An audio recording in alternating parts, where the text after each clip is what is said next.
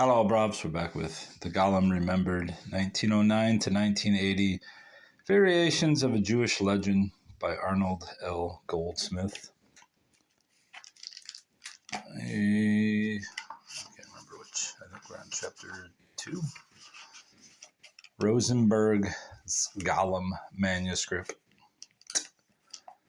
Chapter 2, Yuddle Rosenberg's Golem Manuscript, Literary Hoax or Eyewitness Report. I believe this is only 12 pages, so I'm going to read half at once because there's no way I can fit it into the thing. Plus, I have to work, so I'm staying on schedule here. Page 50. Let's do it. Yuddle Rosenberg's Golem Manuscript, Literary Hoax or Eyewitness Report. In 1909, a literary hoax may have been perpetrated on the Jewish reading public by a Yiddish author named Yuddle Rosenberg, 1860 to 1935. In that year, he published in Warsaw a Yiddish pamphlet titled Nifla at Maharal Imha Golem, called The Golem or the Miraculous Deeds of Rabbi Leva in Joachim Neugroshel's English translation. Beneath the title was the inscription, an historical description of the great wonders that the world-renowned Gaon, Rabbi Leva of Prague, performed with the Golem, which he created to wage war against the blood libel. Rosenberg, according to Gershon Winkler in The Golem of Prague, 1980, was a respected rabbi, a renowned master of Torah, a consultant in Jewish legal problems, and a prolific author of a number of important scholarly works, including the widely used annotated Hebrew translation of the Zohar. Born in 1860 in Skaryshev, Poland, he was recognized as a halakhic authority even in his teens. He emigrated to Canada just before World War I, going first to Toronto and then to Montreal, where he became one of the most prominent members of the Presidium of the Montreal Rabbinate. He died in 1935. It is inconceivable to Winkler that such a venerable scholar could have been the author of a literary forgery. In any case, like Nathaniel Hawthorne 59 years earlier, Rosenberg addressed his readers in a foreword and claimed to share with them the excitement of discovering a rare manuscript with the true story it contained. Hawthorne carefully explained how he had found the manuscript in small red letter A in the attic of a Salem custom house. Rosenberg reported that the manuscript, the publication rights to which he had bought from one Chaim Scharfstein for 800 kronen, lay hidden for many years in the great library of Mainz, where so many of Rabbi Lowe's writings can be found. To help authenticate his find, Rosenberg scoffed at the many disbelievers in Rabbi Leva's Golem and told how the great Rabbi Ezekiel Landau, when he was rabbi of Prague, did in fact confirm that the Golem was laying in the attic of the old great synagogue. To impress his readers further with the truth of the stories he was about to present, he told how the day Rabbi Landau found the remains of the Golem, he fasted and took his ablutions in the ritual bath.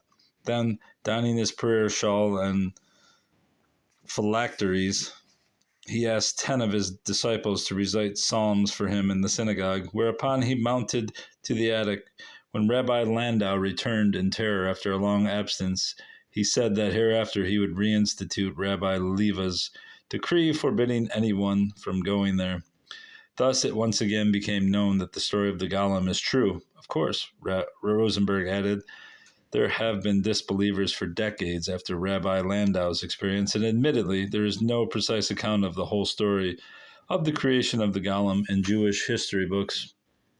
But how can anyone deny the authenticity of the manuscript when you see that the entire story was written down by Rabbi Leva's son-in-law, that great scholar Rabbi Yitzhak Cohen, a true priest? Blessed be the memory of that righteous man. He was an eyewitness report that confirmed the story's credibility.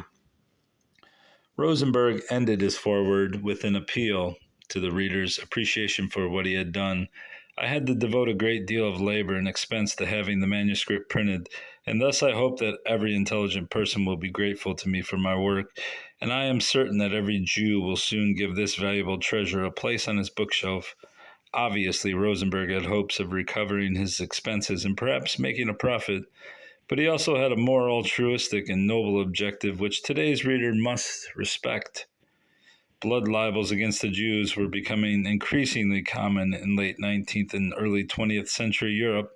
For example, the Hilsner case in Polna, Czechoslovakia in 1899, and the Mendel Bielis case in Russia from 1911 to 1913, shortly after the publication of Rosenberg's pamphlet. And Rosenberg was trying to boost the morale of European Jewry with the tales of a miraculous Redeemer who had saved them from waves of anti-Semitism in the past. Gershom Schalem's contention that the connection between the Golem and the blood libel is a modern literary invention should again be noted, however. According to Frederick Thieberger, Rosenberg's work shows knowledge of Rabbi Leva's family affairs, but none of the position of the Jews of Prague at the time, nor of Prague's topography. For one thing, just the time of Rudolph II, which is the period of the stories, was a favorable one for the Jews, and there was no evidence of the blood libel in Bohemia. Not only is the historical background of the stories inaccurate, but so is the topography, ignorance of which would have been impossible for anyone living in Prague. For example, the author of the tales calls the very wide river on which Prague is located Moldavka, whereas in Czech the river was then already called Vltava, or in German, Moldau. The addition of the Slav diminutive, argues Thieberg, sounds very strange. Moreover, Rothberg claims he bought an original letter of Rabbi Leva's about both the creation of the Golem and the rabbi's famous audience with the emperor, which he says took place in 1573. At the same time, he purchased the publishing rights to the Golem manuscript, but 1573 was 19 years before the actual occurrence, before Rudolph was even emperor. It is possible that the idea of attributing the authorship of the manuscript to Rabbi Leva's son-in-law came to Rosenberg as a result of the publication in Hammagid in 1872 of Cohen's eyewitness report of his accompanying his father-in-law to the palace. Perhaps Rosenberg really believed that Scharfstein had sold him an authentic manuscript. Whether Rosenberg's Nifla at Maharo Im Halagolem is a forgery may never be known. What is evident is that his manuscript is in the tradition of Hasidic hagiography, modern variations of which are Martin Buber's Tales of the Hasidim, the early masters, 1947, and Elie Wiesel's Souls on Fire,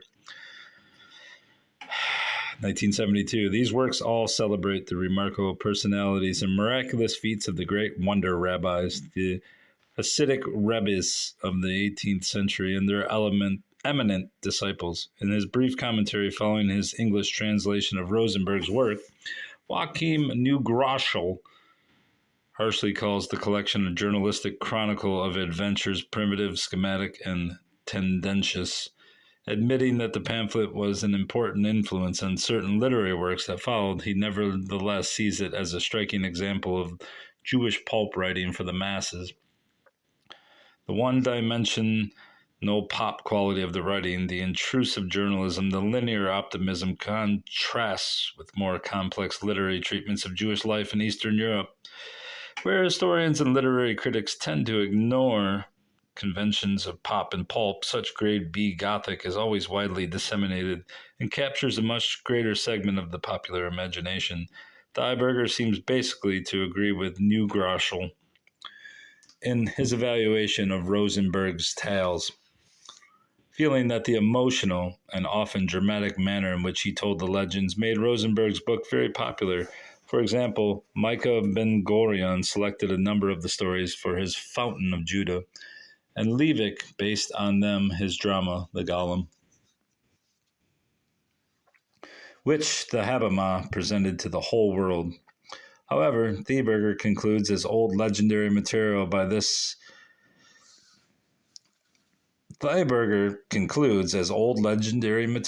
Rosenberg's stories are of no value. What Thieberger evidently means by this last statement is that since the author is Udal Rosenberg, not Rabbi Leva's son-in-law, not the eyewitness from the 16th century who has recorded these amazing tales, the manuscript is unauthentic and thus unimportant. But Thieberger and Neugrauschel are too harsh in their treatment of Rosenberg, whose collection of tales has considerable merit, even though it may not be what it pretends to be. The organization of Rosenberg's tales. To facilitate an analysis of Rosenberg's contribution to the Golem legends, it is convenient to divide his book into 6 sections. The first 5 chapters following the foreword and a bill of sale serve as an introduction to Rabbi Leva, describing the strange circumstances at his birth during the blood libel plot against his father. Whoa! There goes the phone. What the fuck? Against his father, entirely fictitious. His 30-day disputation with 300 priests led by Cardinal Jan Sylvester and his audience with Emperor Rudolf, called King Rudolf by Rosenberg. After the disputation, worried about the continuing blood libel and persecution of the Jews of Prague despite the king's new decree, Rabbi Leva decides to create a golem to protect his people. The second section consists of 3 chapters, the first briefly but vividly detailing the ritual followed in the creation of the golem, and the next 2 supplying humorous episodes describing the golem as a domestic android whose programming needs fine-tuning. Chapter 11, the third section, consists of only 3 short paragraphs and can be seen as a transition to the next section, which is the heart of the work. 10 tales telling the remarkable feats of this duel and their successful effort to make life more secure for the Jews of Prague in the late 16th century. In the transitional section, Rabbi Leva decides to use the golem only for saving Jews from misfortune and puts him on street patrol, especially around Passover. 4 of these tales involve the blood libel. Aiding the homunculus in this work is a special amulet which can make him invisible. After the main body of tales, the 5th section of the arbitrary division consists of only chapter 22, in which Rabbi Leva takes away the golem's life in the year 1590, because he is no longer needed following King Rudolph's new law ending the blood libel in Bohemia. The 6th and final section consists of miscellanea, chapter 23, which tells about Judah's engagement to Pearl, chapter 24, which lists his children, and chapter 25, which is the table of contents. To introduce his central theme, Rabbi Leva is proclaiming that he would struggle with all of his might against the blood libel and rid the Jews forever of that foul accusation. Rosenberg begins his tales with an exciting story about the rabbi's birth. An Isaac Bashevis Singer or Bernard Malamud would have been delighted with this serial comic story that takes place in Posen, Poland, on the first night of Passover in 1512. On this night, a hired Christian is carrying a dead child in a sack for the purpose of throwing it into Rabbi Bezalel's basement. The plot is familiar. The Christian is going to accuse the Jews of Posen of having killed the child to drain his blood for the baking of the Passover matzah. The body will be discovered in Rabbi Bezalel's home.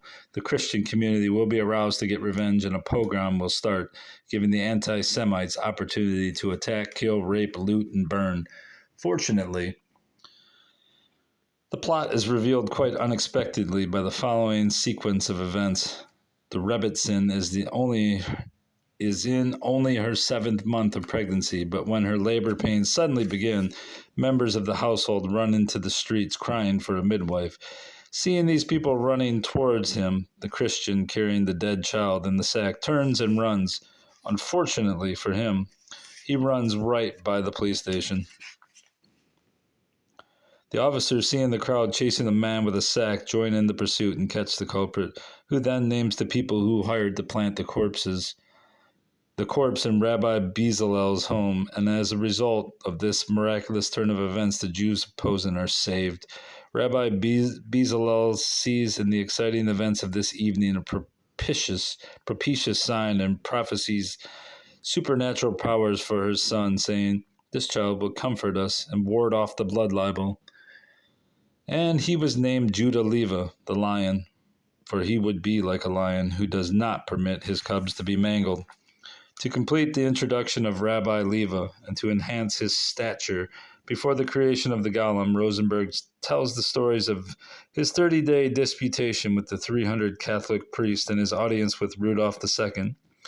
Rosenberg lists the 5 major questions which were debated.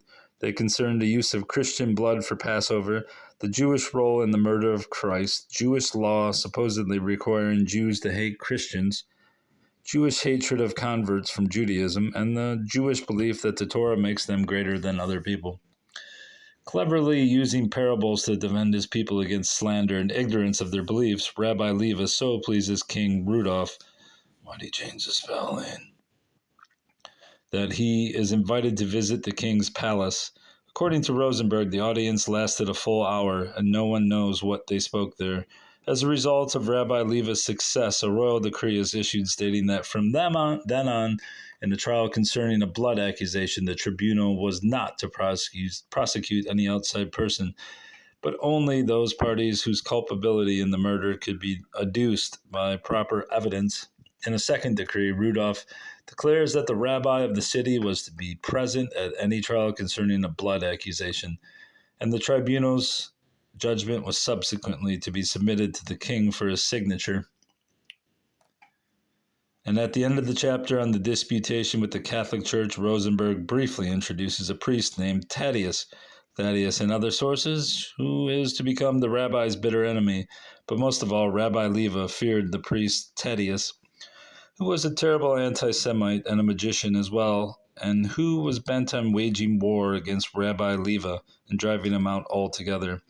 Seeing himself as a King David in conflict with the Philistine and Nob, the rabbi decided to put all his efforts into battling against the priest, his antagonist. This personal antagonism becomes a major plot development, appearing in 6 of the tales, and figures prominently in the subsequent works of Bloch, Liebig, and Rothberg.